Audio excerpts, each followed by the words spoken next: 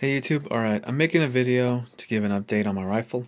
Last video I showed that I installed the BCM KMR Alpha Rail, the 15-inch one, and the BCM Enhanced Lightweight Barrel Hammer Forged uh, one that they make it from BCM. So that's their cold hammer forged version of a barrel. Took it to the range this weekend, yesterday, and I just wanted to kind of say how it went. So it shot really well. Uh, did not have a single malfunction. Put about I think about 300 rounds through it. I shot both 223 and 5.56. 55 grain and 62 grain. Did not have anything higher than that, but I did not have a single malfunction. So this worked really well.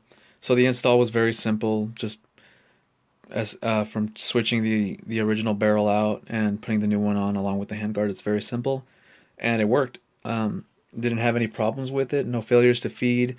No anything. It completely cycled, and it was also the range I was at was very. It was an outdoor range with just kind of in between some hills, so it was very dusty. A lot of dirt flying around and just kind of so it was just extremely dusty, and you can see it's just been just got very dirty in there yesterday from all the shooting and the climate over there. So, and I did not have a single malfunction. So that's right there, just kind of a good quality right there. Along with, just goes to say about the Smith & Wesson Sport 2, just a good rifle, and it should work. You know, it works. Just keep it cleaned, lubed, and it worked. Gas system worked fine, you know, so obviously I installed the gas block properly too, since everything kept cycling just right. However, for the KMR, there are some pros and cons to it, and I think everybody knows that with this handguard. So the pros are that it's very light, and and obviously a 15-inch, you can put your hand wherever you want, and obviously the key mod rail section gives you a lot of options, which that's a great pro. But after being out there and kind of shooting just multiple rounds, I was kind of shooting at a fast pace and just kind of trying to break it in, trying to just having fun with it after I zeroed my rifle. But the only thing it is just after a while it just gets really hot. Just the barrel, the handguard, obviously, and so just the heat dissipates out. So I guess that's why they sell those rail covers, and I guess those make a lot of sense. But for me, it wasn't. I mean, I just put on a glove or something if you really don't want to put those rail covers on. So I mean, I think a glove would be just fine. I also went with the stubby grip just because I really like using this as more like a hand stop, but I can put my fingers on here and then just kind of like wrap my hand kind of like this on there. So that actually is really good. I like that. It works really well. But like I said, maybe might wear a glove if I'm going to be shooting over a long period of time, and when the barrel heats up. All right, but other than that, and obviously some people have also said like they don't like, or some gripes some people have. I don't know if you can see it on the video, but you can kind of get like the little scores and nicks and just little kind of right there, these marks, little marring or whatever, not marring, but just the finish kind of gets chipped or nicked. Let's see if you can see some on the other side too. Just kind of from putting it down on the ground or whatever. I mean, it's fine. The handguard's fine. It's just the black paint on it or whatever's on there is just a little nicked. So, I mean, I don't care. It looks fine to me. And it doesn't, and the handguard's not even damaged at all. It's just the finish. All right. Okay, so also some other things from the previous video that I didn't have on. If you can't see now, I didn't have backup irons before. Because I was looking at which ones to order, and I went with the Troy flip-up sights, and I went with the HK front end, and then obviously you just have the just the normal one on the back. These sights are freaking awesome. They are really good. They are very accurate, and I've never used like the HK style front sight, so using that was very easy to do. It was very easy to use. Get on target real quick. I didn't have to do much adjustments. I didn't even have to do any elevation adjustments. The only thing though, the only negative I have to say about this iron sight is is you see the rings right there. That's where how you make your adjustment. Let me try to focus. That's where you make your adjustment right there. But the problem is you'll have to use something like a bullet, to get it in there to make the adjustments, because there's like a little, or like a detent or a dot, or I forget what it's called, but it gets in the way so that it can't rotate on its own, which is pretty cool if you want to think about it, where, hey, at least you don't have to worry about like something touching it and messing up your windage adjustments. But still, it's a little bit of a pain to, it's not much of a pain, it's just a slight inconvenience. But that goes to me, that's also a good indication of quality. So I think I paid about, like, I got these both off of Amazon, so I think I paid like 90 and 70 for those, for each one. I didn't go with the micro ones. I didn't want the micro backup irons. And with these just the flip up ones, not the micros, not the micro flip up ones, but just the regular ones. These give a 1/3 lower co-witness with the EXPS EOTech. Okay, so you're not gonna get an absolute co-witness. You'll just get a lower 1/3. I'm not sure if I can get it right with the camera.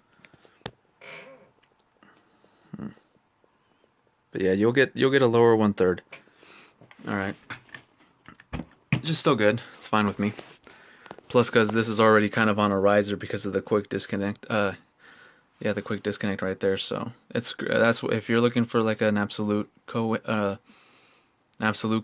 you're probably gonna have to go with the XPS, the one that doesn't come with the ramp, the little quick disconnect, because I could get an absolute co-witness one back when I had the 512.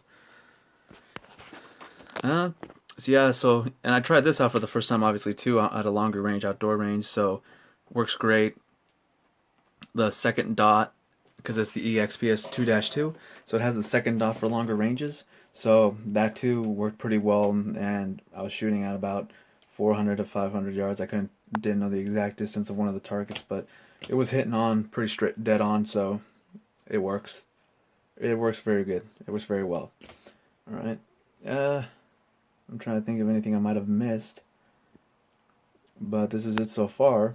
I mean, as it is right now, there is nothing to change in terms of functionality. The triggers, it's the mil-spec trigger, but it's all right. And after going from a carbine length to a mid-length gas system, the recoil or the kick is just even less than before.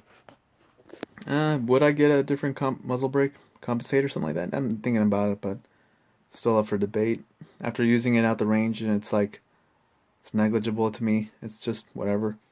So I'll have to find a really good deal in order on something really good to make me want to get a new one. Okay. But other than that, the only negative to this handguard or this setup was just it's going to get really hot. So either get rail covers or wear a glove or something for the hand that you're going to place on there. Other than that, it's extremely accurate. I'm going to try, unfortunately that range didn't have any like area where I could set up like a paper target to actually get a really good dead-on shot. It was just steel. So, and the only range, and I only have there's only an indoor range by my house, so I'll only be able to get one for 25 yards, so that's not really that great to show the accuracy of this for like a good 100-yard zero. So, but I'll try to get one of those videos where I bring my targets and I'll show what I can.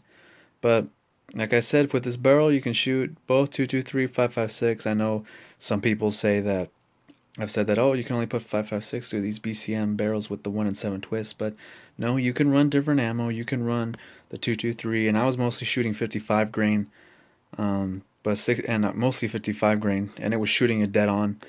I had some 62 grain as well, the green tips. These were the Winchester M855 ones, and they worked great.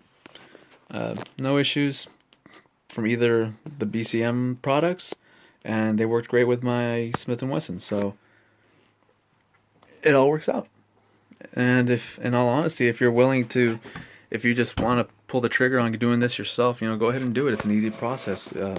I recommend it. It's not hard to do. Just read the instructions, get the proper tools, get the proper lubricants, and you'll be able to do it. All right, HK sights or the Troy sights, worth the money. good steel, good actual steel, no polymer. I wasn't gonna go with the, even though I had the rear backup sight from the Magpul, the Mavis sight, I didn't want a polymer one. I wanted a straight steel sight that was just had a great reputation. So, and that's why I went with Troy. Okay. Other than that, everything's good. All right. If you have any questions, just put them in the comments, and I'll try to answer them. Yeah, you have a good one.